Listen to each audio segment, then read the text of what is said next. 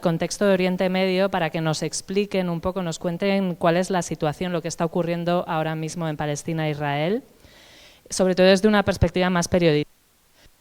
Cómo se está explicando este conflicto en los medios, qué conceptos se están utilizando, qué narrativas, por qué se prohíbe la entrada de prensa internacional a la zona de conflicto y por qué desde que se ha iniciado este último conflicto se ha asesinado a más periodistas que en todo el año en el mundo, ¿no?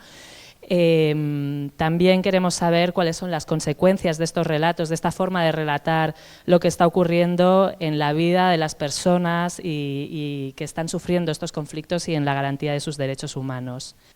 Este encuentro forma parte del compromiso de la Coordinadora de Organizaciones para el Desarrollo en la defensa de los derechos humanos y los procesos de paz.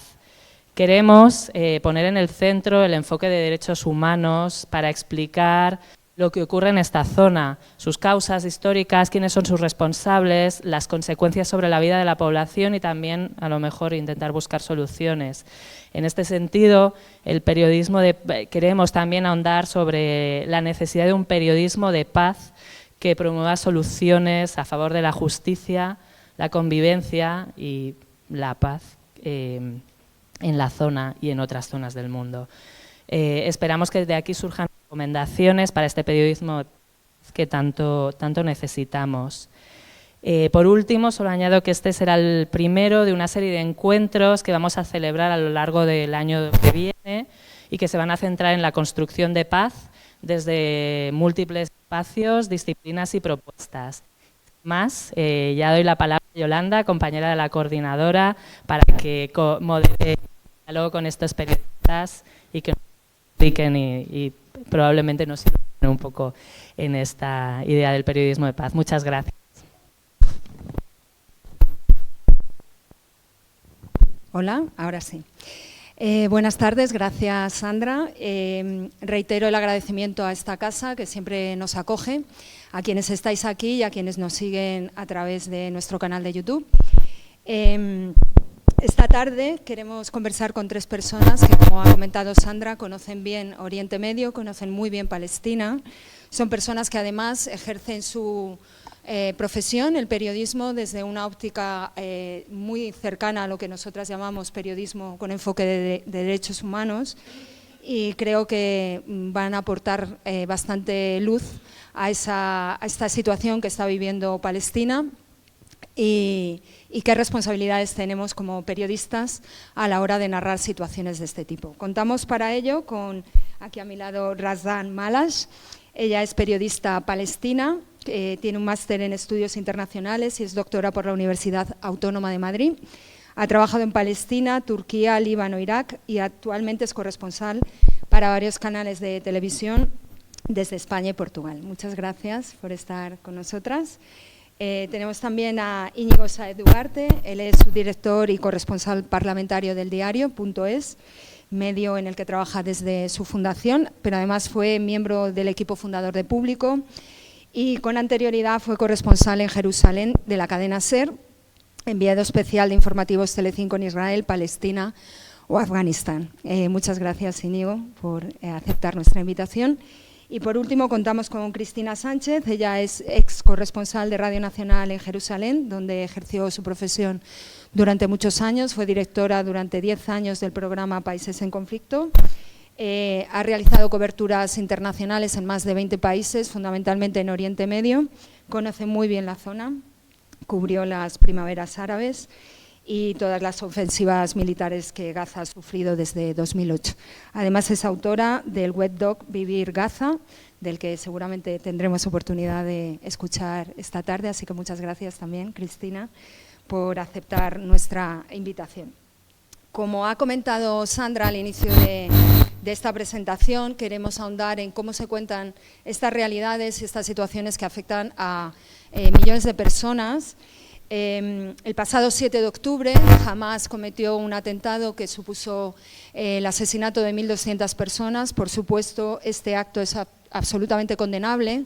Ahora bien, tenemos algo que aclarar y es que la guerra entre Israel y Hamás no comenzó ese día, sino que el ejército de Israel tiene un largo historial de crímenes de guerra y crímenes contra la humanidad. El apartheid contra la población palestina se viene ejerciendo con impunidad durante décadas. Son 75 años de una situación extrema y, curiosamente, coincide con el aniversario que acaban de cumplir la Declaración de los Derechos Humanos. Existe un consenso generalizado que viene por parte de organizaciones pacifistas internacionales, palestinas, también de Israel, y algunos estados en el hecho de que Israel está perpetrando crímenes contra la humanidad y está ejerciendo un apartheid y violando el derecho internacional humanitario de manera impune. En estos últimos 2 meses hemos sido testigos de una escalada de violencia sin precedentes. Cabe recordar que la población de Gaza, la mayor cárcel al cielo abierto del mundo, venía ya sufriendo una crisis humanitaria muy grave, que evidentemente con estos ataques está tomando una situación de absoluta inhumanidad, ¿no? Hasta ahora, 18.000 personas, que sepamos, han sido asesinadas. Esta misma mañana un compañero de MSF hablaba y relataba cuál es la situación que se está viviendo en la Franja de Gaza y decía claramente que son muchas más personas que esas 18.000, porque muchas de ellas están en los escombros y no pueden ser rescatadas. El 70% de esa población son mujeres, niños y niñas. La comunidad internacional está permitiendo esta masacre y una violación impune del derecho humanitario internacional. Y las consecuencias, en primer lugar, para la población palestina son incalculables, pero también, y aquí también queremos poner el foco, para toda la humanidad en su conjunto. En ese contexto, y ya no doy más detalles porque creo que todas y todos conocemos bien lo que está ocurriendo en la zona, queremos ahondar en qué responsabilidad tiene el periodismo para narrar estas situaciones y cómo se está tratando en este caso lo que está ocurriendo en la Franja de Gaza. Vamos a hacer una conversación a modo de diálogo, así que yo iré lanzando preguntas y os invito a que podáis intervenir cuando queráis para que esto sea dinámico. Y la primera que yo quiero presentaros es qué historia han narrado los medios desde ese día del ataque de Hamás, pero también qué historia vienen contando desde hace décadas. No sé quién se anima, Cristina. Creo que voy a ser el Grinch de la conversación. Yo es que no estoy, o sea, me pilláis en un momento malísimo.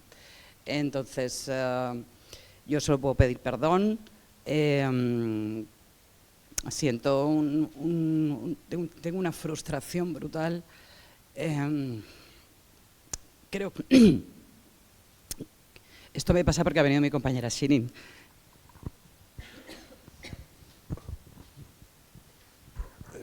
Bueno, a lo que preguntabas, ¿qué es lo que está contando ahora el periodismo? El periodismo siempre vive de forma intensa el presente. A veces hace incursiones no muy acertadas en el futuro, porque nadie sabe lo que va a pasar, y dedica un espacio que casi siempre es un poco insuficiente al pasado, al contexto para entender qué es lo que está pasando en ese lugar, ¿no? Entonces, al estar siempre nosotros centrados en el presente, por ejemplo, después del 7 de octubre, en los primeros días, la historia estaba centrada en el asalto de Hamás a la frontera israelí, a las víctimas civiles cerca de 1 millar que había provocado, los asesinados, y el inmenso error de inteligencia y de estrategia militar por parte del ejército israelí y de sus servicios de inteligencia, que para los propios israelíes era inexplicable. Y luego después, inmediatamente después, cuando empiezan los bombardeos, la historia se ha centrado en lo que es la aniquilación progresiva de Gaza kilómetro a kilómetro, ¿no? Ha habido múltiples ataques israelíes a Gaza desde 2009, creo, y en todos ellos ha habido un alto número de víctimas civiles, pero nunca se había producido un proceso de destrucción progresiva de Gaza. No ya por los testimonios que son parciales, porque cuando una persona vive en un sitio que está siendo destruido, solo, no es que tenga efecto túnel su mirada, es que solo se tiene que fijar en lo que ocurre en los 100 metros que le rodean, porque en cualquier momento puede morir. Es difícil pedirle una perspectiva. Pero incluso también algunos periodistas que iban israelíes o extranjeros, norteamericanos básicamente, que iban empotrados con algunas unidades israelíes, han contado que en la mitad de Gaza, lo que es la zona norte, es un sitio completamente inhabitable. Ya, es decir, que no, imaginemos que la guerra se detuviera mañana, no habría ningún sitio al que pudieran volver todas esas personas, ¿no? Y eso es algo que nunca se había producido hasta ahora. Da igual que mucha gente piense que llevamos décadas hablando de Gaza, de Jordania, de Palestina, pero lo que estamos viendo ahora es cierto lo que dicen todas las ONG, no tiene precedentes y tampoco tiene visos de que vaya a terminar por las mismas razones por las que el conflicto se ha prolongado hasta ahora, ¿no? Entonces, por dar una aproximación rápida a lo del periodismo de paz, el tema de los derechos humanos, lo que siempre deben hacer los periodistas, y en buena parte muchos medios están haciendo, pero que obliga también a hacerlo en las épocas en las que no hay guerras como esta, es a centrarse en la identificación de los crímenes de guerra cuando se producen y tener clara una idea, y es que lo que importa, frente a las opiniones habituales de los gobiernos, no es el qué, sino el cómo. Por ejemplo, si un gobierno dice a un partido político o quien sea que Israel tiene derecho a defenderse, como cualquier Estado así dicho es una obviedad, porque todos los Estados tienen derecho a defender sus fronteras y a defender a sus ciudadanos de cualquier amenaza exterior o interior que sea violenta. Pero lo que importa no es el qué es lo que haga, sino cómo lo hace. Y lo mismo se puede decir que los grupos armados palestinos, que existen desde hace décadas, desde luego que tienen derecho a resistirse contra la ocupación, pero lo que importa es el cómo lo haces. Secuestrar a civiles, por ejemplo, es obviamente un crimen de guerra de manual y no se puede obviar eso. Y hay que recordar estas cosas de forma persistente, no es una cosa que puedes decir al principio de una crisis, sino de forma constante. Y el caso de la destrucción de Gaza por parte de Israel, prácticamente todos los días nos han dado ejemplos de eso, con lo cual los periodistas no pueden, en este caso, achacar las dificultades para contar esa historia a las propias dificultades de encontrar información, testimonios, imágenes, porque de eso ha habido de sobra. Yo creo el 7 de octubre no fue el momento más crucial, pero no fue el principio. Como han comentado mis compañeros, había una historia muy larga, ha empezado antes. Yo no voy a hablar tanto, pero voy a decir una historia de un joven que tiene 17, 18 años en Gaza. Literalmente, cuando ha nacido, han cerrado la frontera y su infancia y adolescencia ha vivido solo en sus 4 calles, nunca han salido fuera de la granja. Y Gaza es 370 kilómetros cuadrados, es como la mitad del término municipal de Madrid. Podéis imaginar que nunca ha salido fuera, no sabe, no conoce nada fuera de esa realidad y vivía 7 agresiones por lo menos. Sin futuro, sin esperanza. Esta gente no tienen mañana, no piensan de mañana. Y esa historia, por ejemplo, todo esto lo han contado nosotros antes. De repente todos los medios occidentales, lo digo el que veo yo en Europa, empiezan a hablar el 7 de octubre de la narrativa israelí. Han traído testimonios de los kibbutz, de Israel, y no han traído el otro testimonio de la otra parte. Hasta 2 semanas del ataque a Gaza, cuando ya han atacado el hospital del Mamadani, ahí empiezan a hablar de otra narrativa, de otra historia. Entonces, adaptar la narrativa israelí oficial, eso no es correcto de los periodistas. Pero yo entiendo que no dejar la prensa entrar también es un obstáculo. Y hay que buscar los testimonios siempre. Y del enfoque de derechos humanos, mejor buscar la gente, porque la gente no son números. Son personas con historias, no son 50 víctimas en Gaza o muertos, no, son 50 personas con historias y nombres. Y eso es lo mejor que hay que enfocar y concentrar, decir sus historias. Cristina, ¿quieres? Sí. Lo voy a intentar. Lo que quería decir es que yo tengo un hondísimo sentimiento de fracaso como periodista. Hombre, es que si me venís todos, entonces me pongo a llorar de verdad. Sí, lo tengo, o sea, tengo un hondo sentimiento de fracaso. de no haber sido capaz durante estos últimos 16 años de llegar al público. Siento fracaso como humanidad, como colectivo, porque creo que, lo ha dicho Yolanda, se han cumplido 75 años de la Declaración Universal de los Derechos Humanos. Después de la Segunda Guerra Mundial, la humanidad se otorgó una serie de herramientas para que eso no volviera a repetirse. Y me parece muy significativo que haya judíos que están en contra de la ocupación, que tengan que venir a decir ahora que el nunca más era para todos. Para todos. Y yo he viajado muchísimo a Gaza. He estado muchísimas veces allí, conozco a mucha gente. He contado muchas historias, muchas, porque creo que el valor del periodismo es la humanización y la deriva de Occidente es la deshumanización. Y es contra eso, contra lo que hay que luchar. Y como dice Razan, para eso hay que poner rostro, nombres, apellidos.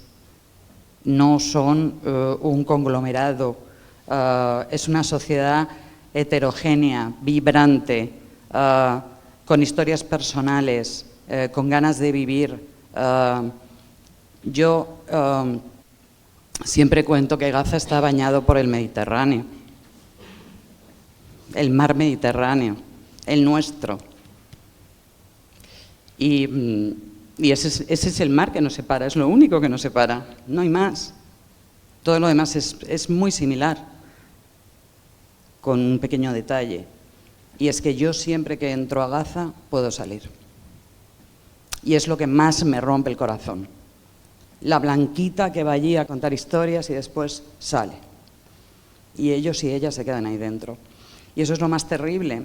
Yo recuerdo en la ofensiva Margen Protector en 2014 que yo pensé, inocente de mí, que era lo peor que iba a haber en mi vida profesional. Y ha sido superado con creces, como dice Íñigo, con algo insólito, que es lo que está sucediendo estas semanas.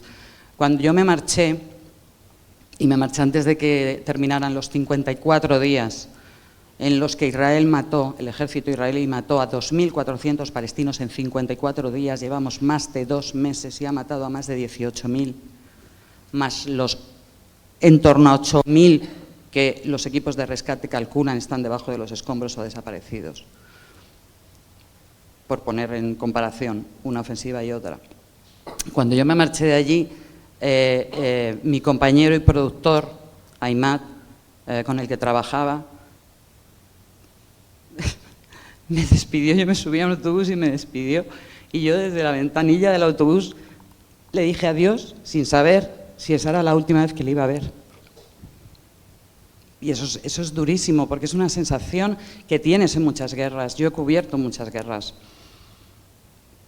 Pero siempre hay una ventana por la que se puede escapar, aunque luego te lo ponga muy difícil y posiblemente acabes muerto en el fondo del mar Mediterráneo o en alguna carretera perdida. Pero siempre existe una posibilidad de marcharte. En Gaza no existe esa posibilidad. Razan ha dicho 300 y pico kilómetros cuadrados, es que de ancho el territorio, en la parte más ancha son unos 16 kilómetros y en la parte más larga son unos 64. 2.200.000 personas viviendo ahí dentro.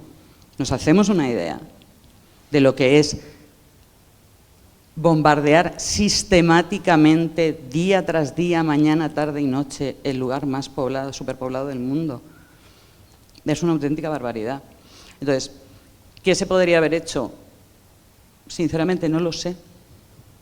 No lo sé. Yo sé que yo y compañeras que están aquí lo hemos intentado y hemos fracasado. Y yo solo puedo pediros perdón. Gracias por la sinceridad que estáis teniendo. Creo que eso muestra también la parte humana que tiene el periodismo, que es importante para ello, para hacer la función de este oficio que es el periodismo.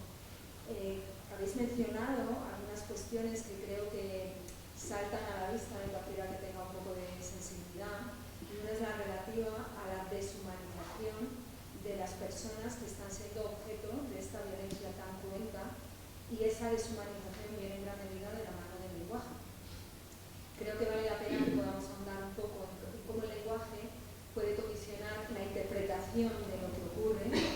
por tanto condicionar las medidas que se tomen o no. Bueno, en ese sentido, como periodistas, ¿qué papel consideráis que tiene el lenguaje? Y hablo del lenguaje no solo el lenguaje oral, sino también el lenguaje visual sonoro que se utiliza en el periodismo.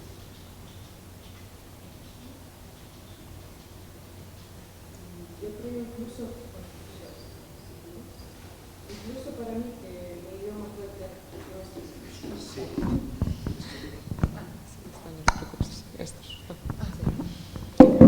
que incluso para mí que mi idioma fuerte claramente que no es el español, ya habéis notado, ¿no? Es fácil notar las diferentes formas de llamar las cosas y el lenguaje es muy importante en el periodismo, en cualquier cosa, en informar a la gente, el lenguaje es algo crítico. Hace poco vi un artículo, de verdad muy buen artículo del País, que el título era como, hablaba de el profesor Refat al-Arair, que han asesinado hace poco, han dicho, Refat al-Arair murió sin responder al último mensaje, murió. Y para mí suena a que murió por una causa natural, una enfermedad, pero no murió, lo han matado en un bombardeo israelí junto a su familia, en su casa. Y tenía solo 44 años, no debe morir. Otro ejemplo, a lo mejor más claro, cuando Hamas ataca, dicen Hamas asesina, pero cuando cientos palestinos, dicen cientos palestinos mueren en el bombardeo. Yo creo muchas veces falta alguna de las 5 preguntas básicas en el periodismo, ¿no? ¿Quién, qué, cuándo y cómo y por qué? Sí, ¿qué murió? ¿Por qué? No murió solo. Nadie quiere morir. Y yo personalmente estuve muy pesada en las redes, yo creo que la gente me odiaba porque siempre comento lo que puedo, pero yo soy individual, es un esfuerzo individual decir no se murió, los niños no se... Pero siempre dirige el público, a la opinión del público a una historia que lo que quieren los editoriales o las líneas editoriales. También a las imágenes. Yo no me gusta ver tantas imágenes brutales porque pienso que se acostumbramos a estas imágenes. Yo creo que es importante enseñar a la gente cuando eran bien, ¿no? Los niños cuando estaban bien, no cuando están debajo de un escombro o no sé. Pero el lenguaje es muy importante, es nuestra responsabilidad elegir bien nuestros lenguajes y nuestras palabras cuando hablamos de esta cosa porque es algo muy sensible. Gracias. Bueno, el lenguaje es esencial en el periodismo, con lo cual en ese sentido no hay ninguna duda. Yo a veces tengo dudas de hasta qué punto se intenta meter el dedo en el ojo a los periodistas, siempre está bien, ¿no? Pero se llega a discusiones muy bizantinas sobre algunos titulares y se juega a la caza del titular que no dice exactamente lo que tú quieres que diga, ¿no? Pero es cierto que el debate es totalmente legítimo. Incluso la palabra guerra, que es normal utilizarla en este contexto, genera dudas porque cuando oímos la palabra guerra pensamos en 2 bandos. Uno puede ser muy superior al otro, pero pensamos en 2 ejércitos o 2 fuerzas armadas que se enfrentan sobre el campo de batalla, ¿no? Y lo de Gaza no es exactamente así, ¿no? Porque lo que estamos viendo es que la inmensa mayoría de las víctimas, incluso si utilizamos como referencia datos que puedan dar medios israelíes, revelan un desequilibrio increíble, ¿no? Porque, obviamente todos los niños o adolescentes que son menores de edad no juegan ningún papel relevante en la actuación de Hamas. Y las mujeres, algunas sí, pero muy poco y raramente con las armas en la mano, ¿no? Entonces, solo hay que ver el número de cifras de mujeres y niños y menores muertos o asesinados y ver la mayor cifra que han dado de fuentes militares israelíes a los medios de allí, hablando de que, y no está nada claro, que pueden haber eliminado a unos 5.000 miembros de Hamas, ¿no? Si las cifras mínimas de muertos son de 18.000, y hablamos de muertos identificados, pues ya nos podemos imaginar el desequilibrio, ¿no? En cualquier caso, con respecto al lenguaje, depende de qué tipo de medios sean y qué tipo de público, de opinión pública hay. Yo creo que en España, cuando se lee o se escucha que ha muerto 25 palestinos en un bombardeo israelí, el lector o el espectador se hace una idea de lo que ha sucedido. Es decir, la palabra bombardeo no es muy neutra, evoca claramente qué es lo que está pasando, y las imágenes también, ¿no? Y por último, en lo que decías sobre, y lo que tú decías al principio también, ¿no?, la importancia de humanizar a las víctimas, de contar sus historias personales, que no son estrictamente números, obviamente es absolutamente esencial, y eso es lo que te permite tener periodistas, lo que puedes conseguir si tienes periodistas sobre el terreno. Es cierto que con las redes sociales, que pueden estar muy desprestigiadas en Europa y en Estados Unidos por la evolución de Twitter o Facebook, y además con razón, ¿no? Pero para los que están debajo de las bombas o los que están viviendo en Gaza o en otras zonas del mundo, esas redes sociales son su única forma de poder contar al mundo qué es lo que están sufriendo, ¿no? Y todos los días tenemos, afortunadamente, la posibilidad, no afortunadamente la posibilidad de recibir noticias horribles, sino dado que esas las noticias son como son, de conocer historias personales de personas con nombres y apellidos, algunas como el poeta asesinado, muy conocidas o bastante conocidas en Estados Unidos, ¿no? Y eso lo cambia todo, porque, por ejemplo, de este poeta en la revista New Yorker habían publicado varios de sus textos, de sus poemas, ¿no? Y notabas que los periodistas norteamericanos, algunos de ellos estaban bastante traumatizados, que no daban crédito, ¿no? Y no creo que sean mala gente, no, si no le conocieran les daría igual, no creo, pero el hecho de conocerlo lo cambia todo, ¿no? Y es un ejemplo más de los muchos que hay de la importante que es ver a esas personas como seres humanos, ¿no? Y si alguno no lo ve, no es tanto porque sea mala persona, sino porque no tiene esa información, ¿no? Una cosa más por lo que has dicho antes, de tu sensación de fracaso y tal. Yo realmente creo que la influencia, sobre todo en grandes conflictos internacionales del periodismo, es muy limitada. Es decir, hay otras fuerzas políticas, económicas y religiosas que tienen más influencia que el periodismo. Porque además, en este caso, en el tema de Palestina, siempre se dice lo mismo, que no hay ningún conflicto en el mundo del que se lleve hablando tanto tiempo, tantas décadas. Es que en 20 años o menos se va a cumplir un siglo, ¿no? Y desde luego el periodismo ha estado presente, cometiendo muchos errores, ¿vale? Pero no ha olvidado casi nunca, excepto algunas franjas de tiempo concretas, y eso no ha conseguido mucho. Es decir, en ese sentido, el esfuerzo de los reporteros, pero incluso si fueras norteamericana y palestina también, o israelí, bueno, es que hay tendencias políticas y sociales que superan con mucho la capacidad del periodismo para influir en ello, ¿no? Bueno, yo sí que creo en lo que al lenguaje se refiere, que lo que es muy importante y es esencial es la nomenclatura, porque la nomenclatura define el contexto, y si no utilizamos la nomenclatura correcta, estamos definiendo el contexto de una manera distinta. Y eso está en los convenios y las convenciones internacionales, es que no hay que irse más lejos. Quiero decir, entre Israel y Palestina no existe una frontera internacionalmente reconocida, con lo cual no se puede hablar de fronteras, porque da la sensación de que hay dos estados allí. No, es un estado ocupante y una población ocupada. Y cada vez que hablamos de Palestina, creo que está bien enarbolar la palabra Palestina, pero para definir lo que allí sucede hay que hablar de un territorio ocupado, para que la gente sepa de lo que estamos hablando. Luego ya tenemos si utilizar el plural o el singular, que es una cosa que yo he debatido mucho con colegas palestinos. Si hablar de territorios palestinos ocupados, porque eso da a entender que hay varios y separados, varias entidades separadas, o territorio palestino ocupado, que es lo que defiende parte de la sociedad civil palestina, porque en realidad son uno, aunque estén separados geográficamente. Entonces, para mí eso sí es importante. Cuando se habla de Jerusalén, Jerusalén está dividido en dos. Entonces, si quieres hablar del este de Jerusalén, tienes que hablar del este ocupado de Jerusalén. Y eso a mí sí que me parece muy importante, porque no lo digo yo, lo dice Naciones Unidas, pero es que la página del Ministerio de Asuntos Exteriores español, si en algún momento alguien de la Embajada israelí dice algo, oiga, discúlpeme, pero esto es lo que dice mi gobierno y lo que dice Naciones Unidas, que es a quien yo me atengo.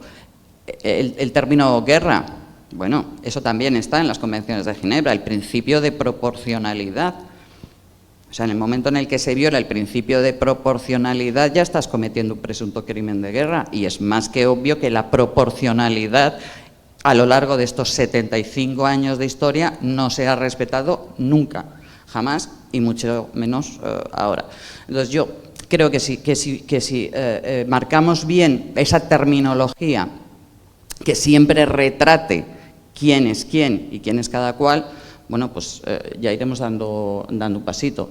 Con respecto a lo de la influencia del periodismo, hombre, quiero decir que por supuesto, o sea, no soy nada naif en ese aspecto. La Unión Europea no pinta nada aquí, bueno, es que no hay nadie que pinte nada excepto Estados Unidos, y a mí sí que me parece, y sobre todo yo creo que hubo un cambio de tendencia en 2021, que yo todavía estaba en Jerusalén, en esa ofensiva militar.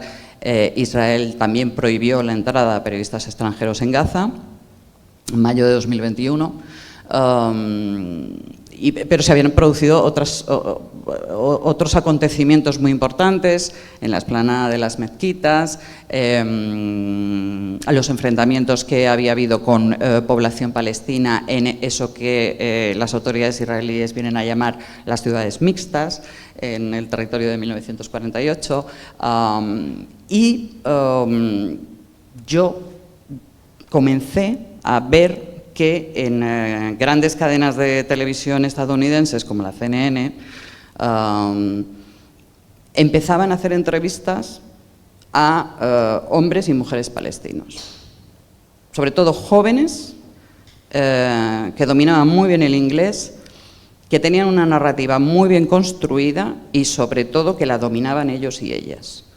Porque mi sensación, y aquí hay personas palestinas que lo podrán decir después, mi sensación siempre es que enarbolamos la causa palestina dejando de lado a los palestinos y las palestinas, sin darles voz. Y hombre, yo creo que no les hacemos un gran favor silenciándoles, ¿no?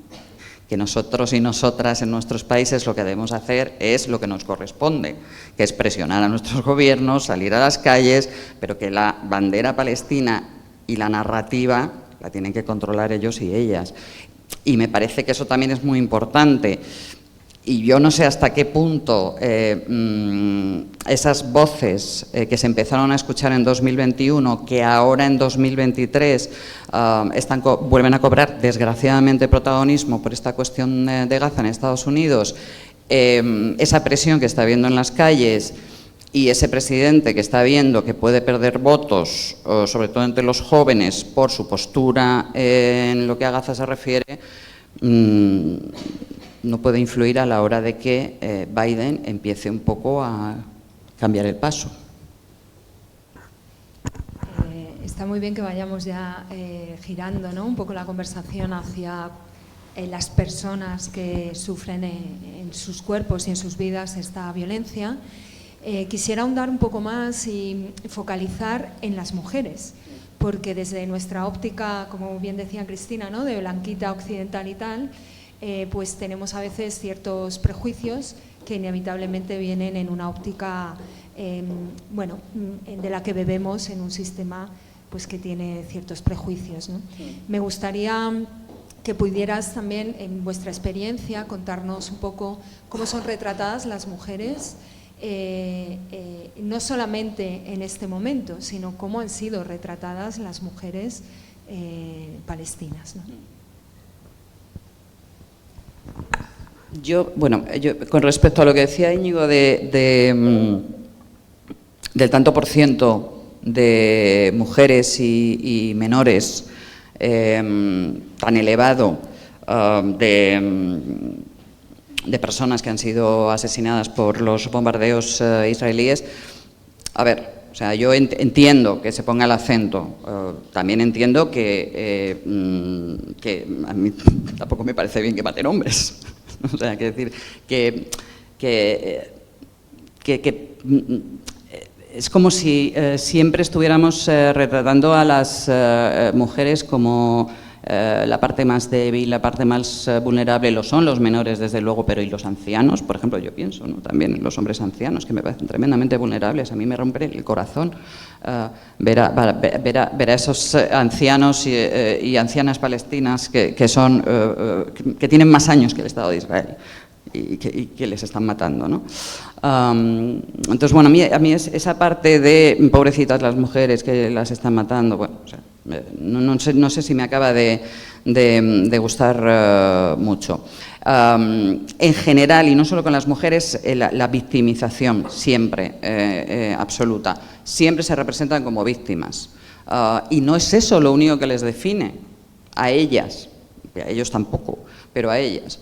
Entonces, a mí me gustaba cuando iba a Gaza siempre sacar historias en las que ellas cobraran protagonismo, pero no como pobrecita que le derribaron la casa, le mataron al marido, a los hijos, no, o sea, como, pues os cuento algunas de las que, porque igual os llama la atención, pero os cuento algunas. Estuve con una profesora de yoga, en una escuela de yoga en Gaza, pero no solo eso, sino que en esa misma escuela daban clases de acrobacias circenses. Y a esas clases acudían mujeres.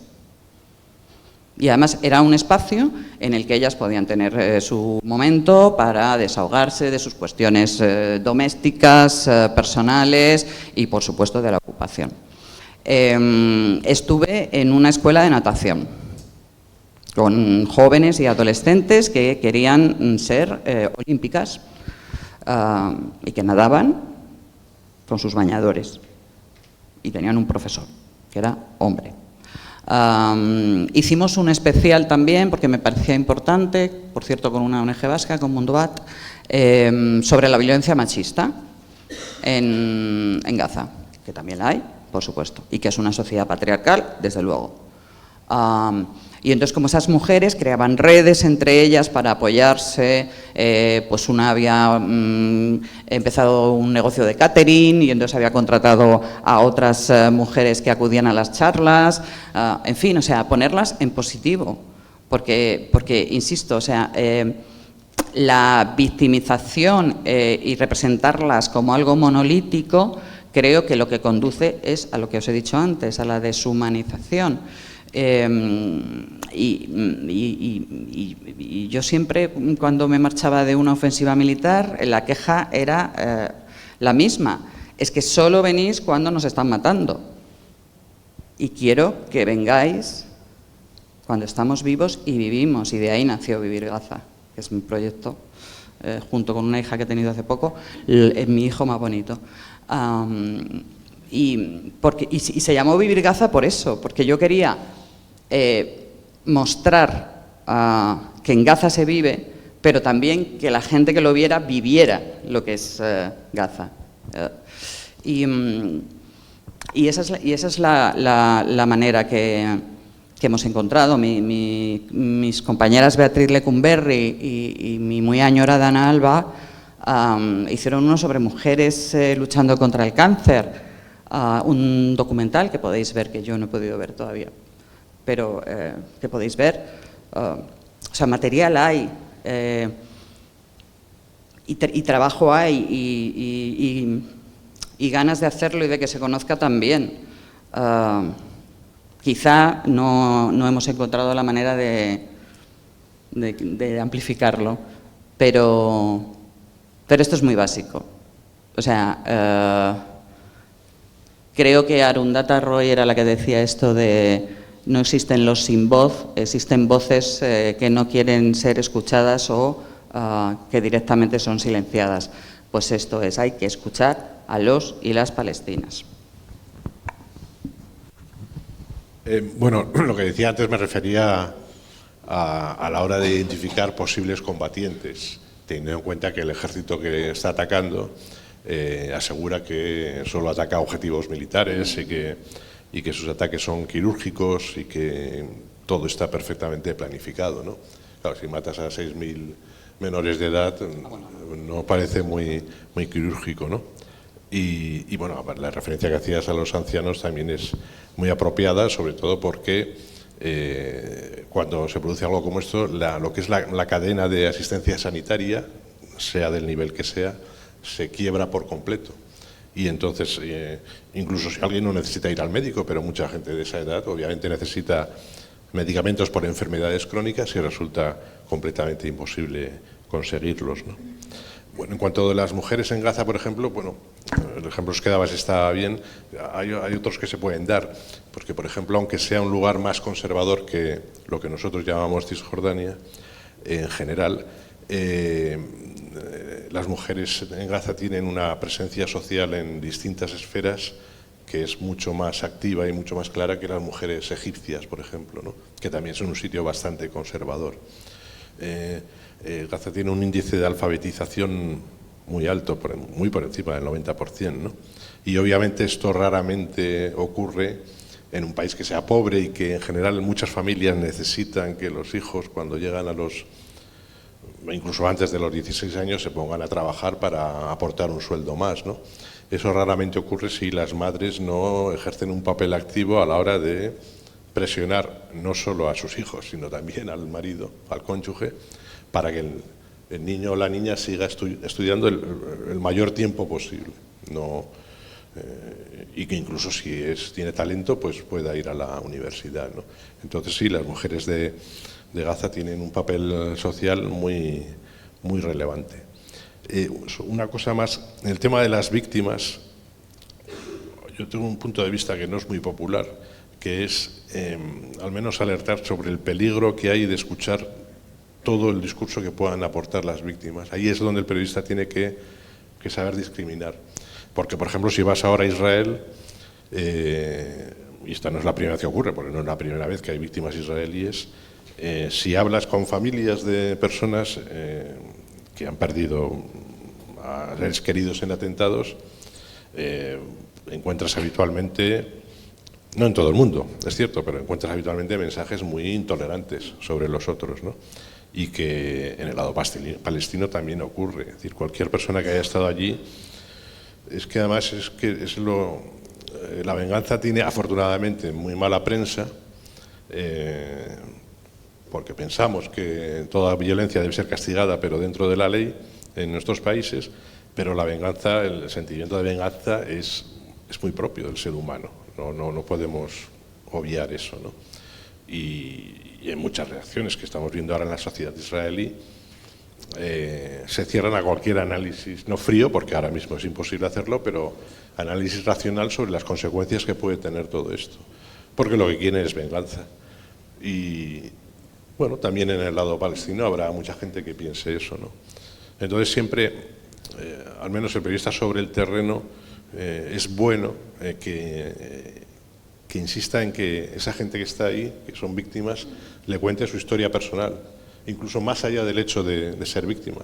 Cuál es su profesión, cuáles serán sus esperanzas, sus sueños, ¿no? Y no le pregunte tanto por sus ideas políticas, en el sentido que en la situación, el drama que se está viviendo ahora, ninguna opinión política es muy racional. Porque, vamos, esto yo creo que si nos pasara a nosotros algo parecido, la mayoría de nosotros no seríamos muy racionales en nuestra respuesta, ¿no? Y entonces eso es algo que hay que tener en cuenta. Yo creo aparte que yo creo la mujer palestina es gran parte en nuestra cultura, es la madre, ¿sabes? Que la casa no es nada sin la madre palestina. Y se sigue en la educación y todo. Y la mujer palestina es mujer fuerte y va a la universidad, estudia y tiene opinión y tiene carácter. Pero siempre cuando nos venden para afuera, venden que es víctima. Y yo estoy de acuerdo con Cristina, que a mí no me gusta que cuando hablan de víctimas hablan más niños y mujeres y yo creo mujeres y niños y hombres y todos. Ser víctima es que cualquier persona que está en Gaza ahora es víctima. Pero si quiero hablar justo ahora con el genocidio que está pasando en Gaza, me preocupa un poco el papel de mujer, porque estamos hablando que matan las mujeres, pero no estamos hablando de las dificultades que sufren las mujeres ahora en la franja, que están sobreviviendo, pero tienen otras dificultades que nadie habla en los medios. Por ejemplo, que yo normalmente digo son historias al margen de los focos. Un ejemplo que el otro día estuve intentando decirlo a una compañera periodista española aquí, que estuve diciendo que tengo una amiga periodista en Palestina, en Gaza, que me mandaba un mensaje de voz llorando. ¿Sabéis por qué? Porque me dice que no encontramos compresas o tampones, pero no podemos quejar por esto, porque tenemos vergüenza quejar a eso mientras estamos intentando sobrevivir los bombardeos. Pero que no hay en el mercado productos sanitarios, pero ¿quién habla de eso? Nadie. Hay cosas que sufrimiento toca más la mujer, pero como es solo ahí no lo hablan. Entonces hay historias en Gaza ahora, ¿cómo lo sobreviven las mujeres? Sabes que hay un montón de mujeres ahora han vuelto a hacer el pan en casa, porque no hay nada de comer. Yo tengo amigas que no saben nada de cocinar, ahora están cocinando, porque no hay nada, y que encuentran. Entonces yo creo la voz de mujer vale como todas las voces de la gente en Gaza, de la gente en un conflicto, una guerra o frente de un genocidio, hay que ser escuchado, y sus historias, lo mismo, no para ser víctima, pero para ser alguien debajo de un genocidio. En esta masacre que se está viviendo hay un colectivo que está siendo especialmente perseguido y asesinado, que son periodistas, como hemos mencionado al inicio de esta charla. El número de periodistas asesinados y asesinadas es elevadísimo, y además se añade el hecho de que no se permite la entrada de periodistas internacionales a la zona. Me gustaría que pudiéramos entender un poco cómo se está garantizando, si es que se está garantizando, el derecho a la información, el derecho que tiene la población que está sufriendo este asedio de contar lo que allí está narrando, y también el derecho que tiene la prensa internacional de entrar y narrar lo que allí está ocurriendo. No sé si existen algunas estrategias que desde allá se estén tejiendo con periodistas internacionales, organizaciones de la sociedad civil, que puedan permitir denunciar esta situación.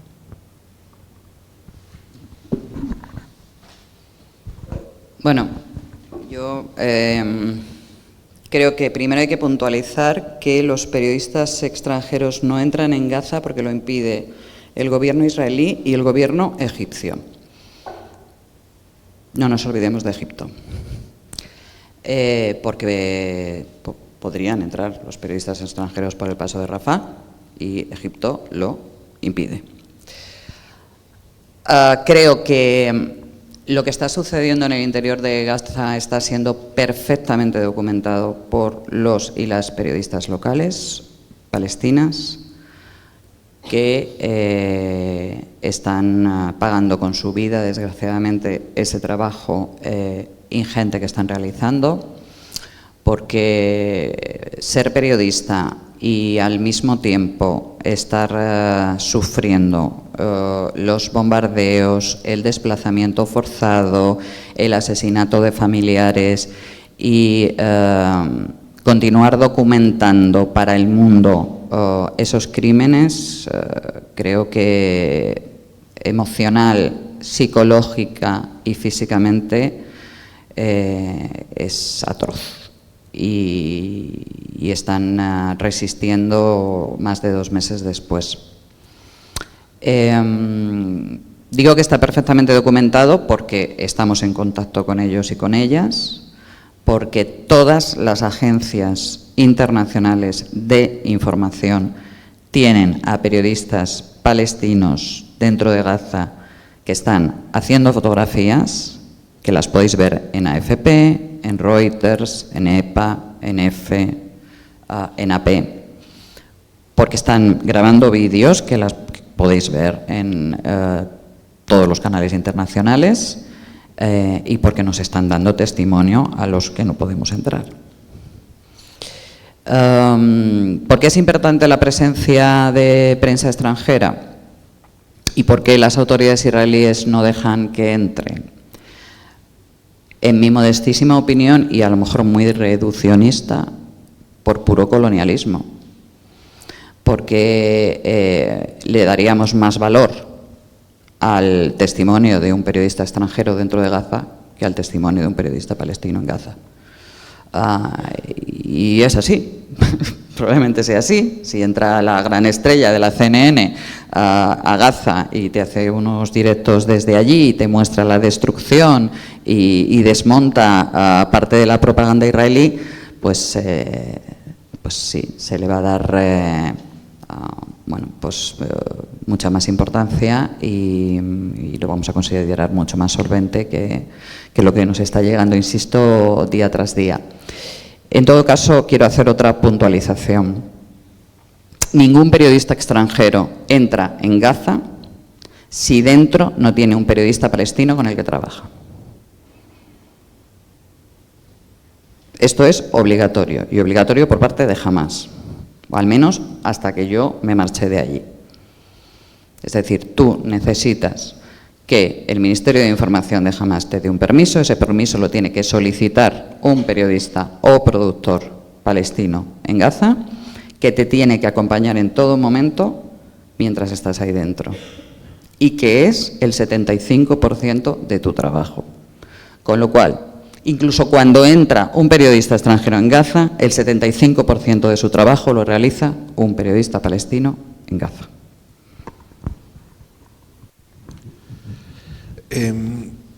Bueno, lo que está pasando en los últimos 2 meses desde el punto de vista informativo, realmente todo el trabajo lo están haciendo allí periodistas palestinos. Es posible que haya alguno extranjero que viva permanentemente en Gaza y que le haya tocado allí, ¿no? Pero en este caso lo más habitual hubiera sido, en otras épocas ha pasado, que periodistas norteamericanos, europeos, etcétera, que viven en Jerusalén se trasladaran a Gaza para cubrir los sucesos de ahora, ¿no? Cosa que no han podido porque el ejército israelí no lo permite, ¿no? Y luego la parte egipcia lo mismo, porque es que además yo creo que algunos casos habrá, ¿no? Pero que los egipcios, incluso si no hay guerra ni nada parecido, tampoco dejan entrar. No, es una frontera casi siempre cerrada para medios de comunicación, ¿no? Entonces todo el trabajo está cayendo en manos de los periodistas palestinos, ¿no? Y luego de muchas personas que no son periodistas desde el punto de vista profesional, porque ese no es su trabajo, pero que asumen la responsabilidad de enviar fotos, vídeos, imágenes, de contar su historia, ¿no? Y otra cosa más es, bueno, y algo que tenemos que recordar, y es que han muerto, creo que 70 y tantos periodistas palestinos identificados, ¿no? 86. Y muchos han muerto con sus familias. Claro, esos periodistas no viven en centros de prensa, hoteles donde estén todos los periodistas más o menos aislados o semiprotegidos por la idea de que un ejército no va a atacar directamente ese lugar, aunque eso ha ocurrido en algunos casos, pero no, es que han muerto en su casa, como los demás habitantes de Gaza, con toda su familia, ¿no? Quiero decir que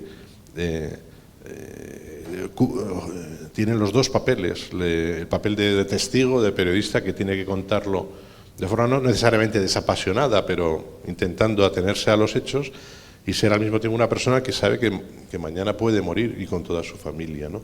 Lo cual supone una carga de responsabilidad que habitualmente ningún periodista en su trabajo, en casi ningún país del mundo, tiene que afrontar, ¿no?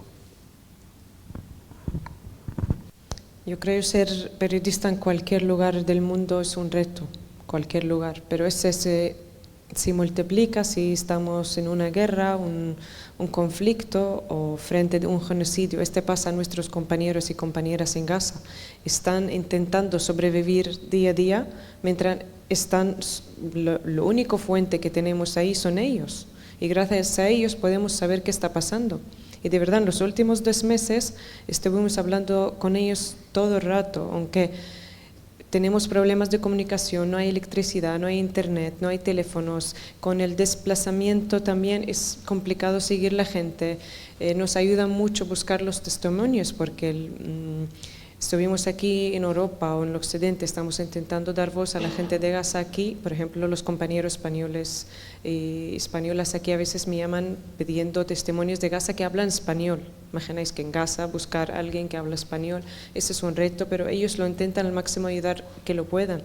Y que yo creo, como ellos, lo único fuente de noticias que tenemos, la única cosa que podemos tener nosotros de responsabilidad es darles voz en nuestros idiomas, aquí en español, por ejemplo, en francés, en inglés, para decir que el que está pasando de verdad, porque Israel, mientras no deja a la prensa internacional entrar, porque no quiere testigos, no quiere.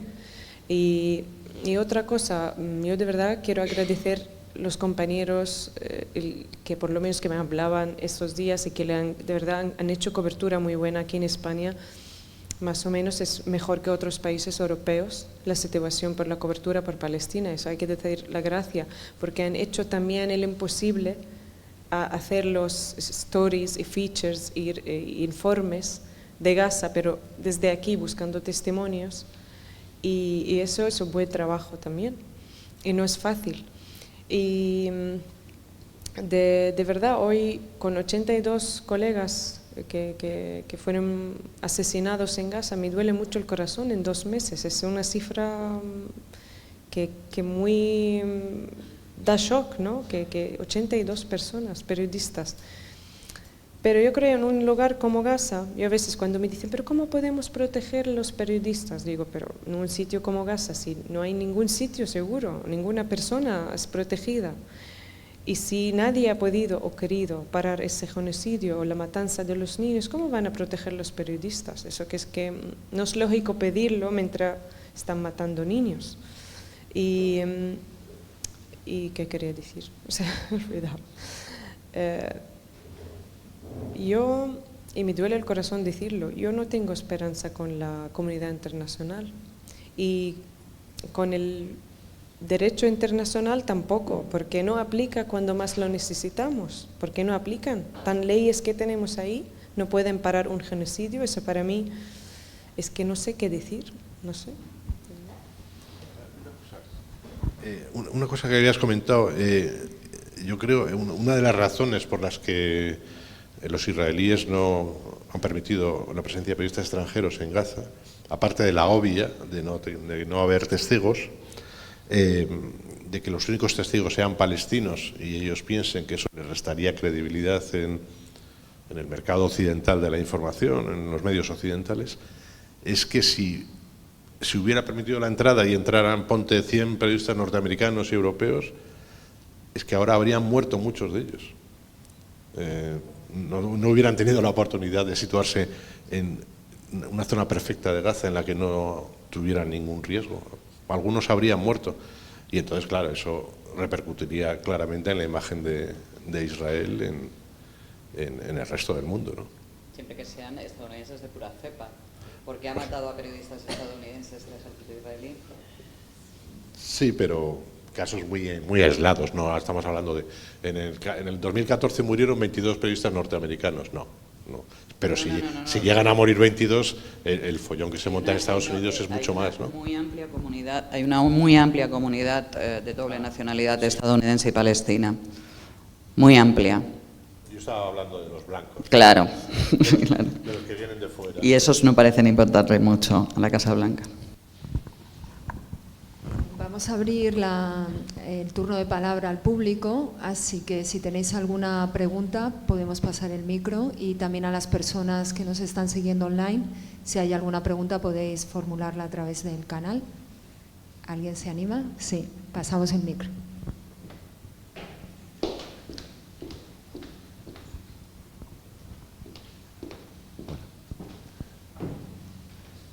En primer lugar, gracias por todas las explicaciones que estáis dando aquí y la información que estáis expresando desde lo más profundo. Mi pregunta es que cuando habéis mencionado la venganza, es que cuando alguien te quita recuperar algo tuyo, ¿se llama venganza? Esa es mi pregunta. Y la segunda, Cristina, porque Cristina ha estado mucho tiempo allí y sabe, ¿Tú crees que hay posibilidad de que el sionismo tiene cabida en Palestina? No hablo de israelíes, hablo del sionismo, que tiene cabida en esta sociedad, o para crear un Estado israelí y Estado palestino. Yo creo que cada vez que alguien dice la solución de los dos estados muere un gatito. Es mi experiencia sobre el terreno.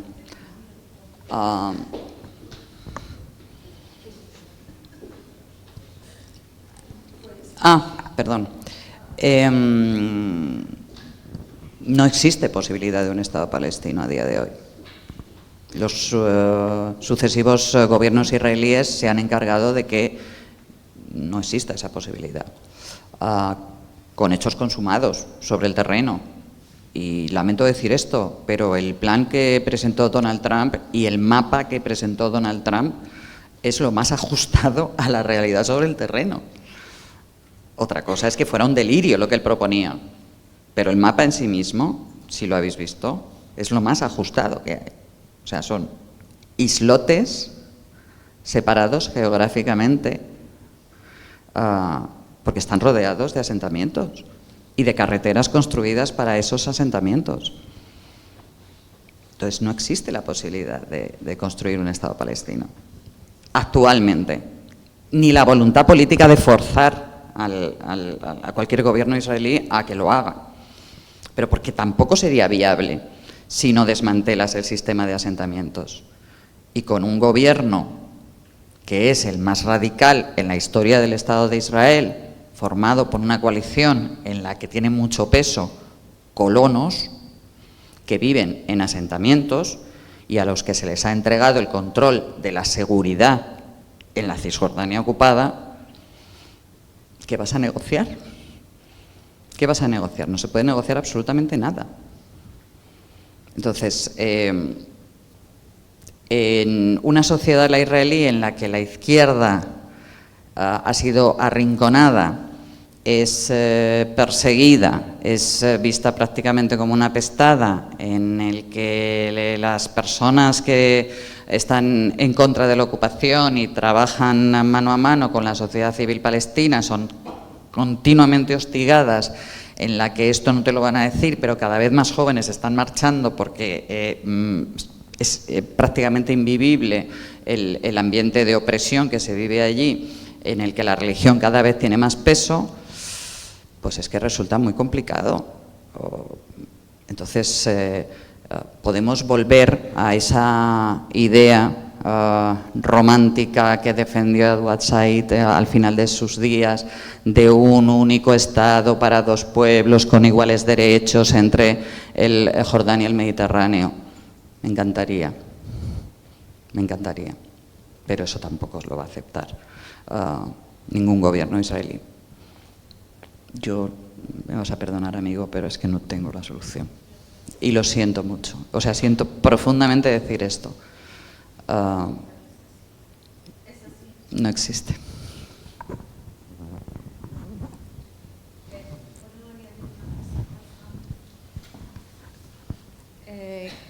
Habéis mencionado que Israel no tiene fronteras, ¿no? Pero yo no sé si vosotros sabéis también que Israel no tiene constitución. La constitución es algo que es como esencial para un Estado, para términos de derechos y responsabilidades de ciudadanía hacia su país. Y esto es una cosa que la mayoría de la gente, que Israel es uno de los pocos países que no tienen constitución. Y esto significa, hay una cuestión muy grande, el por qué. Hay que preguntar a Israel, ¿por qué no tiene este país una constitución? A mí me parece es buena pregunta para la gente que lo pensará y le investigará en todas las redes sociales.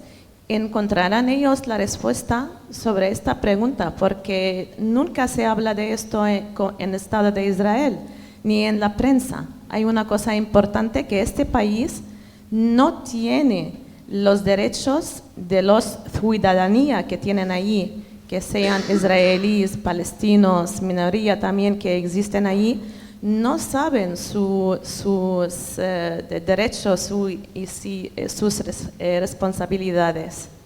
Quería solamente comentar sobre eso. Bueno, sobre esto último, claro, al ser un país antigua colonia británica, adoptó muchos de los presupuestos legales de Gran Bretaña.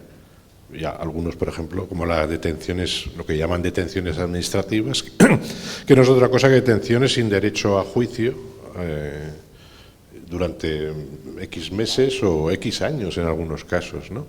Sin necesidad de que el Estado esté obligado a presentar cargos ante un tribunal, ¿no? Y otro es el tema de la Constitución, que el Reino Unido tampoco la tiene. Lo que tiene Israel y también tiene el Reino Unido desde hace siglos es una Carta Básica de Derechos de los Ciudadanos, que es la que se aplica y... Se aplica a ellos, no se aplica bueno, claro, luego está el sistema de... solamente a su ciudadanía, pero no al resto de los palestinos que viven allí, quiero decir. Bueno, aquí hay que diferenciar entre los palestinos con ciudadanía israelí, que formalmente tienen los mismos derechos, al menos no desde el inicio del Estado, pero desde finales de los 70 tienen los mismos derechos políticos en teoría, pero no tienen los mismos derechos sociales y económicos, que también son esenciales, ¿no?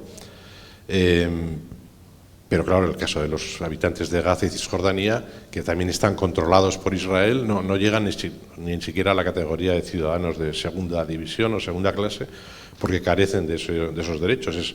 Bueno, aunque los símiles históricos con otros países son siempre discutibles, pues es un régimen de apartheid similar al de Sudáfrica, en la medida en que el hecho de que tú seas judío o árabe o israelí o palestino marca exactamente cuáles son los derechos que vas a tener en todos los órdenes de la vida, ¿no?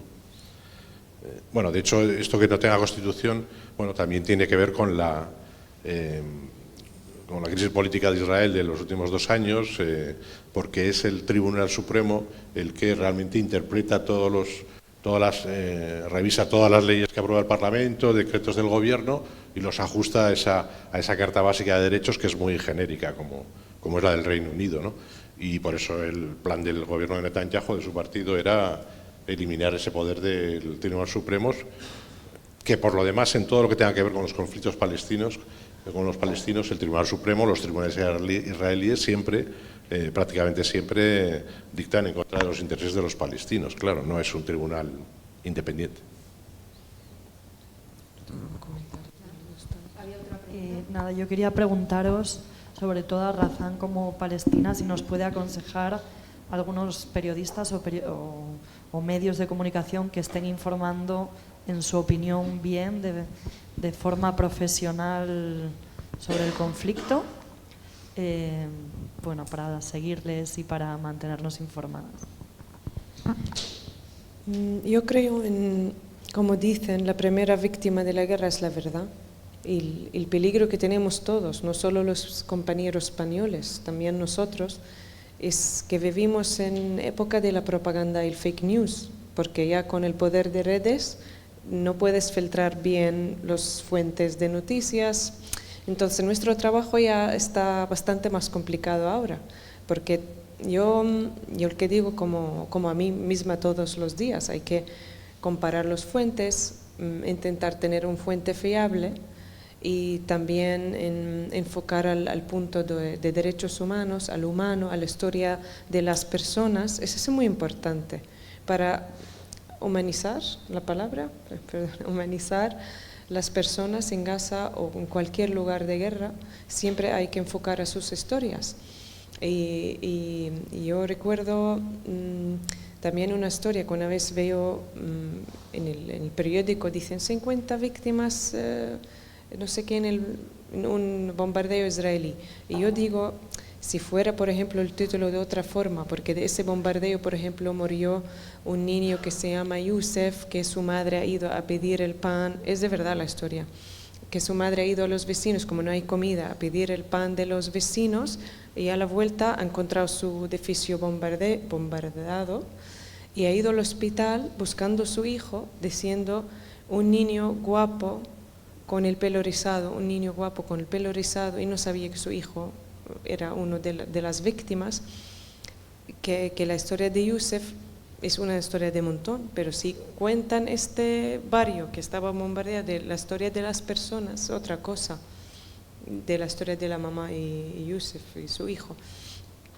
Yo personalmente yo prefiero historias más enfocadas a las personas, porque lo más importante que son 18.000 víctimas, que no son 18.000 víctimas, son 18.000 vidas, sueños, familias que van a vivir en traumas. Que ahora la cuestión que estamos pensando nosotros todos los días, el que van a sobrevivir, ¿cómo van a sobrevivir? De verdad no han sobrevivido, tienen traumas horribles. Esos niños que ya no tienen ni brazos, ¿cómo van a vivir? ¿Cómo van en 30 años ver algo de paz? Que si estuvimos hablando de paz, ¿cómo van a ver cómo van a imaginar que pueden perdonar? ¿Sabes? Porque yo el que escucho todos los días de testimonios de Gaza, yo de verdad a veces ando por la calle y olvido que dónde tengo que parar del metro, y yo no estoy ahí, imagina ellos. Entonces, como yo no sé las traumas de los adultos y la gente ahí, todos tienen ahora, de verdad, no sé. Pero que seguir las fuentes, intentamos hacer nuestro trabajo en la mejor manera que podemos. Y gracias a los periodistas que están buscando las voces de Gaza. Yo quiero leer un texto de una periodista palestina, porque me parece interesante para que, primero quiero decir que para que exista buena información hay que invertir en información. Y en este país no se invierte en información internacional. Podemos debatir años sobre si lo hacemos bien o lo hacemos mal, los periodistas y las periodistas.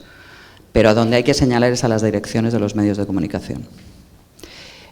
Porque cuando sucede algo así, todos y todas corren a buscar al pobre desgraciado que te va a hacer el trabajo por 30 euros al día. Ahora mismo en Jerusalén hay 5 corresponsalías fijas de medios españoles. 4 son públicos: Televisión Española, Radio Nacional, EFE, TV3 y El País. El resto son colaboradores, si los hay. Entonces, si quieres contar, antes de que muera la gente, lo que sucede, tienes que tener gente allí. Y a esa gente hay que pagarla. Y hay que dignificar esta profesión. Y yo me niego a cualquier otro tipo de debate con respecto al periodismo. Porque lecciones de periodismo se empiezan dando cuando tienes a tu gente trabajando en condiciones dignas. Eso por un lado. Lo digo a la hora de seguir a periodistas. No, la culpa no es de los periodistas y de las periodistas, cuidado. La culpa es siempre de los medios, de las direcciones de los medios de comunicación. Y si queremos contar las historias de ese niño o de un bebé, Idris, que ha nacido y muerto en esta ofensiva militar,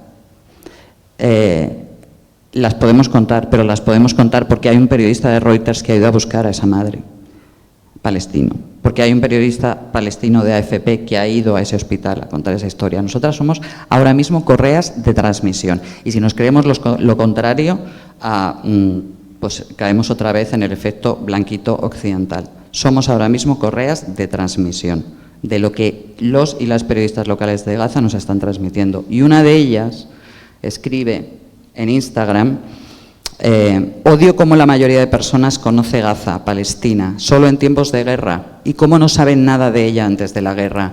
Odio cómo Instagram se llena de imágenes y vídeos de la destrucción de mi hogar. Odio ver Gaza, un lugar lleno de vida, convertido en un lugar fantasma.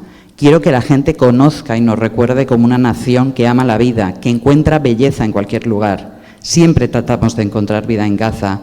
El mar, el Mediterráneo, está a 10 minutos caminando de mi casa y es una de mis cosas favoritas de Gaza. Mi familia y yo solíamos ir los viernes a comer sandía para paliar el calor. Siempre iba con mi madre de más mayor, paseábamos, charlábamos y comíamos maíz. Y ella pone esas imágenes y dicen: disfruten de las bellas imágenes de Gaza y de su mar. No sé si hay alguna pregunta online. Pasamos a la última, o sea, las dos últimas y vamos cerrando, ¿vale? En primer lugar, muchísimas gracias por compartir vuestro análisis, que desde dentro y con tanto conocimiento y también con tanto sentimiento, ¿no? Pues la verdad que yo creo que llega muy bien e incluso impacta mucho, ¿no? Yo quería preguntaros por esto que estáis hablando ahora en esta última ronda, ¿no? Que es lo que se llama también estructuras mediáticas, ¿no? Porque no es tanto si los periodistas son buenas personas o no, sino quiénes son los propietarios, qué intereses hay. Y lo vemos, por ejemplo, en el caso, comparemos Democracy Now!, por no hablar de España, Democracy Now!, que hace periodismo de paz en la línea que habéis estado expresando, compáralo con Los Angeles Times, que creo que eran 60 y pico periodistas han escrito una carta abierta para condenar la respuesta israelí, ¿no? Y la dirección de Los Angeles Times les ha prohibido escribir sobre el conflicto al menos durante 3 meses. Entonces, el periodista puede ser bueno y puede intentarlo, pero si no hay un verdadero movimiento de reforma mediática, va a ser muy difícil poder tener que el periodismo de paz tenga un espacio realmente relevante, ¿no? Y no sé en ese aspecto cuál es vuestro análisis. Recogemos la de Enrique y así nos podemos cerrar. Bueno, aparte de dar las gracias, yo es una queja hacia el periodismo, genérica y que se puede convertir en pregunta. Y es una queja, ya se ha hablado de todo desde allí, pero yo lo que he hecho mucho en falta es el seguimiento de lo que se está haciendo aquí, en defensa del pueblo palestino. Y creo que no hemos conseguido una manifestación de 1 millón de personas en ningún sitio, pero todos los días, en muchos sitios, en muchos barrios, en muchos actos, se están haciendo muchas cosas en defensa del pueblo palestino. Y eso, salvo contadas excepciones, tiene muy poco reflejo. Yo creo que todo lo que se está haciendo, y además, y lo digo porque lo estoy viviendo muy directamente, está liderado por todas las organizaciones, desde las organizaciones palestinas. Aquí ninguna, o casi ninguna, ni partido, ni organizaciones sociales, estamos queriendo tener protagonismo. El protagonismo se lo estamos dejando a ellas. Y eso tiene muy poco reflejo. ¿Por qué? Pues me puedo imaginar por qué, ¿no? Pero si me dais alguna respuesta, me parece importante, porque además creo que eso condiciona, lo que se está haciendo aquí, está condicionando por la postura que está teniendo el gobierno, que tiene una postura digna en algún aspecto, aunque seguimos comprando y vendiendo armas a Israel, que eso tampoco se enuncia todos los días. Gracias. Bueno, sobre esto último que dices, es que yo veo que el nivel de movilización de la opinión pública española es muy bajo ahora en relación a lo que está ocurriendo en Gaza. Y es que no es por una circunstancia del 2023, de algo que esté pasando. En años anteriores también era relativamente bajo, que ha habido también concentraciones importantes, desde luego, pero ha sido relativamente bajo. Y el de ahora es muy bajo. Y claro, es que las imágenes que hemos visto de Londres, de París, incluso de Berlín, donde este es un tema tan complicado que es imposible dar 2 pasos sin pisar una mina en Alemania. Esas movilizaciones no se están dando en Madrid, Barcelona o Valencia. Coincido claramente con lo que decía antes Cristina sobre el escaso interés de las empresas, los medios de comunicación españoles, por la información internacional. Porque además ha ido a peor. Hace 20 o ponte 30 años no era así, y hace 20 o 30 años los medios de comunicación españoles no nadaban en dinero, precisamente, no es que les sobrara el dinero, ¿no? Hay que decir también que esto no lo justifica, pero hay un correlato en la opinión pública. Las personas que trabajan en una redacción y revisan periódicamente las audiencias, las métricas de las noticias más vistas y que pueden no ya ver las 10 noticias más vistas, sino ver una noticia en concreto internacional, cuántos lectores ha tenido, pueden comprobar que excepto en épocas de grandes crisis, como un momento poco ahora, o en los primeros meses de la guerra de Ucrania, el número de visitas y lectores era relativamente escaso. Siempre es así con la información internacional en España, y es que la opinión pública, por un lado, pasa en todos los países. En todos los países la gente se preocupa sobre todo por lo que pasa en ese país, en las secciones de política nacional, sociedad, etcétera. Pero claro, yo creo que en España es más acusado, y eso explica por qué pues, el nivel de movilización en una opinión pública que es mucho más favorable a Palestina que en otros países europeos, el nivel de movilización en la calle sea tan escaso.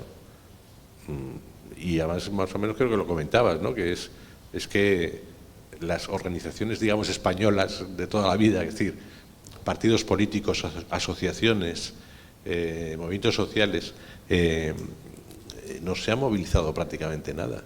Y es la comunidad palestina en Madrid y en otras ciudades españolas la que sí se ha movilizado. Y entonces eso creo que nos debería hacer reflexionar, vamos. ¿Queréis añadir algo más? Sí, yo creo en la corresponsabilidad. O sea, yo entiendo que el periodismo siempre es una diana muy fácil, pero creo en la corresponsabilidad. Creo que el periodismo tiene una responsabilidad y la audiencia tiene otra. A mí no me sirve que una persona con tiempo y cierto poder adquisitivo me venga a decir que es que no le informan de Palestina. O sea, yo a una persona que trabaja en 3 trabajos, 18 horas, no le voy a pedir que se ponga a buscar. Pero, hombre, a personas que se supone que tienen ese tiempo y esa posibilidad, no me sirve esa generalidad de que no me informan de Palestina, porque es que sí se está informando. Igual es que tú no lo estás buscando, con todos mis respetos. Igual los medios que tú sigues no son los que deberías seguir y deberías seguir otros. Igual medios que están muy demonizados resulta que tienen una información sobre Palestina mucho más interesante que otros que parecen más afines ideológicamente hablando. No lo sé, pero creo. O sea, yo trabajo en un medio público, sé cuál es la responsabilidad del medio público y lo dejo aparte. O sea, como medio público nosotros jamás debemos pensar en la audiencia. Digo en la audiencia en hacer audiencia, no que no pensemos en el público, que además es el dueño de la empresa, imagínate. Sino que yo no trabajo para tener clics, ni para que tener 25 millones de oyentes. Pues soy una empresa pública, estatal. En lo que a la empresa privada se refiere, pues yo entiendo que la información internacional es cara. Yo creo que dinero hay, no soy una gran conocedora, creo que dinero hay, creo que no se reparte dentro de esas empresas privadas, creo que no se reparte en función de intereses, no sé cuáles son. En todo caso, también habría que plantearse si esa audiencia que tiene tiempo y ese poder adquisitivo igual debería pagar por contenidos para poder financiar ese periodismo. En esa corresponsabilidad creo también. Y a mí, como a Íñigo, también me sorprende mucho la escasa movilización en España, porque es una sociedad eminentemente pro-palestina. Y me sorprende. Y no sé si la responsabilidad es que los medios no estamos informando de las acciones que sí se están llevando a cabo, que me constan. Yo trabajo en internacional, entonces no he negociado, porque eso lo lleva a otra sección. Pero me sorprende y mucho, sobre todo, como ha dicho él, viendo las imágenes de Londres. Me sorprende muchísimo que no hayamos todavía logrado al menos una movilización, no digo ya de 1 millón de personas, pero bueno, un poco más masiva.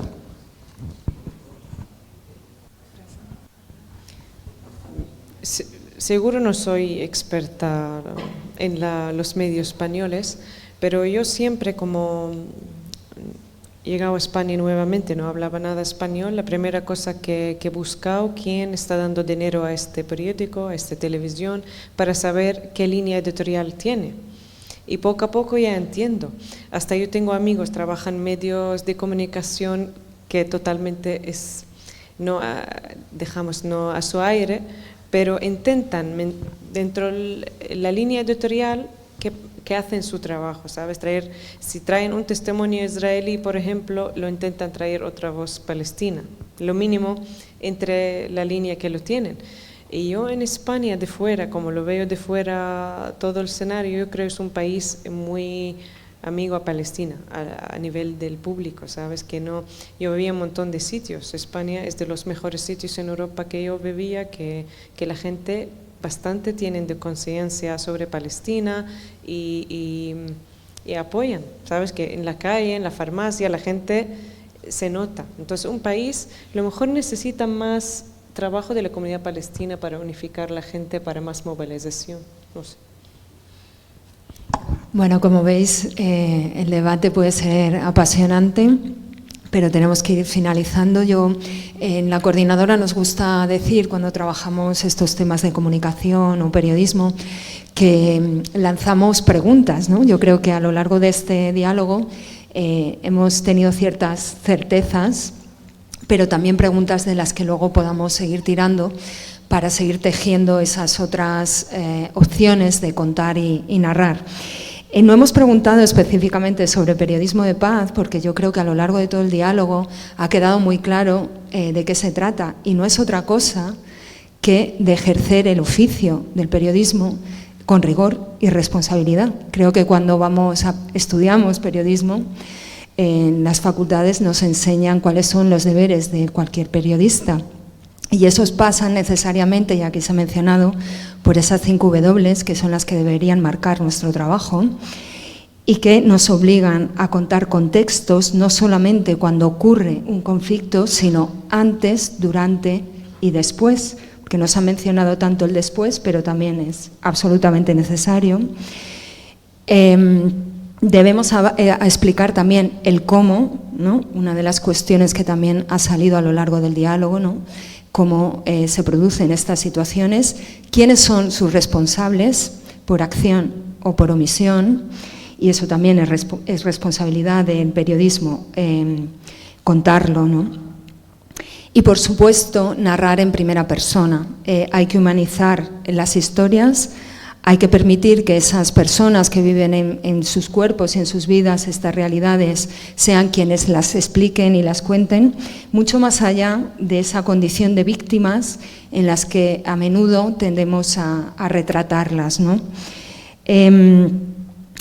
Otra de las cuestiones que han aparecido y que creemos que es muy, muy importante son esas historias al margen de los focos generales, que son las que iluminan realidades que van mucho más allá de esa conceptualización tópica sobre determinados contextos, y también poner el foco en esos silencios de comunicación que a veces también nos dicen mucho sobre lo que está ocurriendo. Ha salido también como parte esencial de este enfoque de periodismo de paz o de periodismo la alianza y el ir de la mano con la prensa local, clave, no solamente en contextos de conflicto, sino en cualquier contexto. Quien realmente puede analizar y llegar a espacios que de otra manera no llegaríamos son los y las periodistas locales.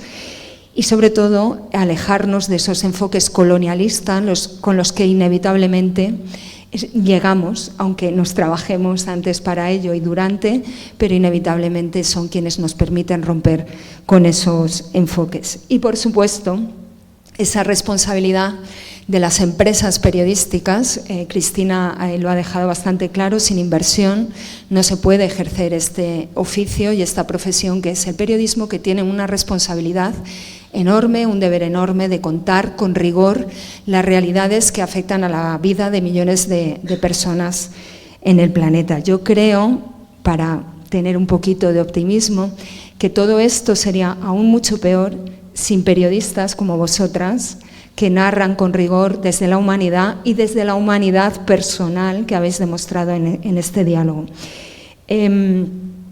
Ojalá que esto pase pronto, ojalá que la paz pueda ser asentada en este territorio. El día que esto pase, que ojalá sea pronto, hará falta mucha reconstrucción, y el otro día lo hablábamos también en el diálogo con periodistas. Esa reconstrucción en gran medida vendrá también de la mano de la palabra, como hemos dicho aquí, el lenguaje, el nombrar con rigor, con esa nomenclatura que decía Cristina. Esas palabras ayudarán a construir justicia, memoria, reparación, convivencia y paz. Ojalá que sea así. y ojalá que nos llevemos pues, esas pequeñas pinceladas de lo que debe ser el periodismo. Como decíamos al inicio de este encuentro, este es el primer encuentro de otros que van a venir por delante en el próximo año y en los que queremos apostar por esos enfoques de paz, no solamente en el periodismo, que por supuesto, pero también en otros ámbitos en los que este enfoque es esencial para garantizar derechos humanos y vidas dignas. Muchas gracias a quienes habéis venido, por supuesto, muchas gracias Cristina, Íñigo y Razán.